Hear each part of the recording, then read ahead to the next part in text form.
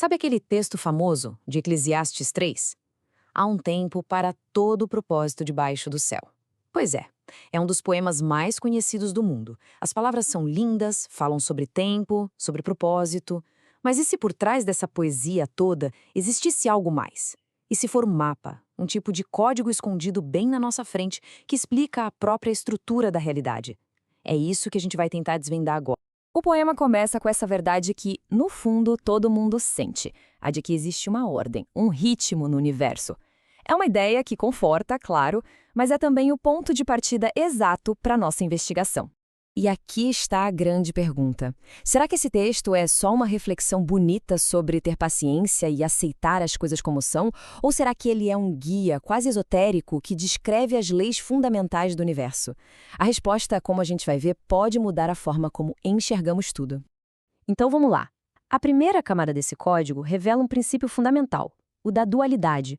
O texto não mostra a vida como um caos, uma bagunça. Pelo contrário, é como um pêndulo, sabe? Um balanço constante e perfeito entre forças opostas que definem o nosso mundo.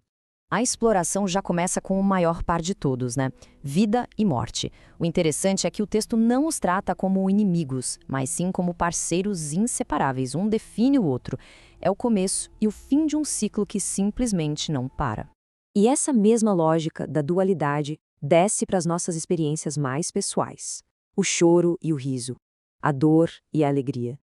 Não são coisas que acontecem por acaso. São partes necessárias de um quadro maior. Cada emoção tem sua hora e seu lugar nessa grande dança da vida. O mesmo princípio vale para as forças mais poderosas que nos movem, o amor e o ódio. Eles também fazem parte desse equilíbrio. E é aqui que o código começa a se abrir de verdade. O texto está sugerindo uma lei universal. O mundo funciona na tensão e na harmonia entre esses polos opostos. E olha, essa ideia não é só uma filosofia abstrata. Existem tradições esotéricas que têm sistemas inteiros para explicar isso. Na maçonaria, por exemplo, os pilares Boaz e Jaquim simbolizam justamente esse equilíbrio de opostos.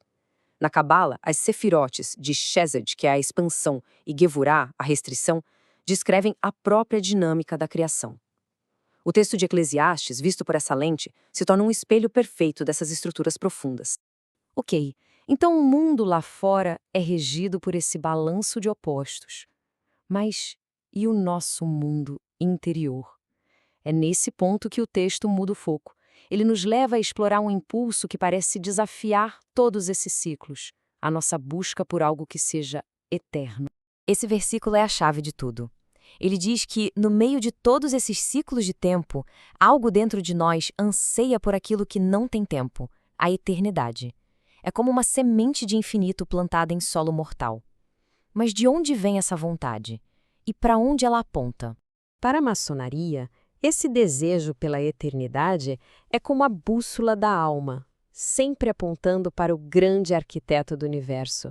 É um motor que nos impulsiona na busca por mais luz, mais verdade, um chamado para construir algo que vá além da nossa própria existência física. A Cábala, por sua vez, oferece uma visão que complementa isso. Esse anseio tem nome.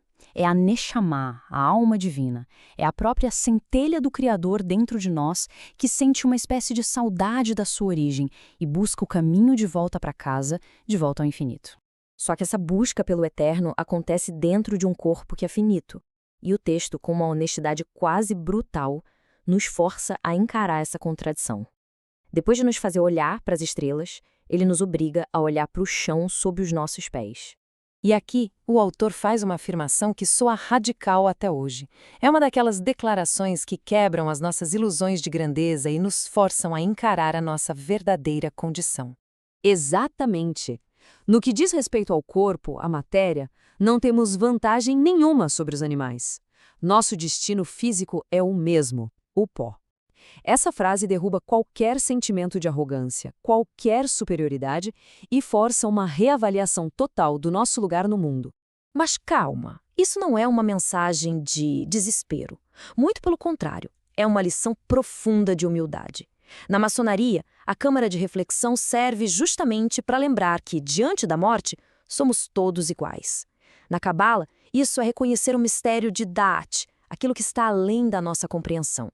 No fim das contas, é esse destino comum que nos une em uma fraternidade verdadeira. Então, vamos juntar as peças. Temos o equilíbrio do universo, a centelha eterna dentro de nós e a humildade do pó. Mas e aí? Como é que esse código tão antigo se transforma num guia para a gente viver melhor, aqui e agora? Qual seria o manual de instruções? A sabedoria de Eclesiastes 3 pode ser resumida em 4 passos práticos. Primeiro, abrace a dualidade. Entenda que os altos e baixos da vida são necessários. Segundo, busque o propósito. Alimente aquela centelha interior que busca algo maior. Terceiro, haja com humildade. Lembre-se sempre de que todos compartilhamos a mesma origem e o mesmo destino. E por último, valorize o presente. Encontre alegria no seu trabalho de cada dia, porque, como diz o texto, isso é uma dádiva. E no final, o poema se revela não só um poema, mas um projeto. Eclesiastes 3 não dá respostas prontas, mas ele nos entrega as ferramentas, o tempo, a consciência da dualidade e esse anseio pelo eterno. A questão final, que ecoa por todos esses séculos, não é para o autor do texto, é para nós.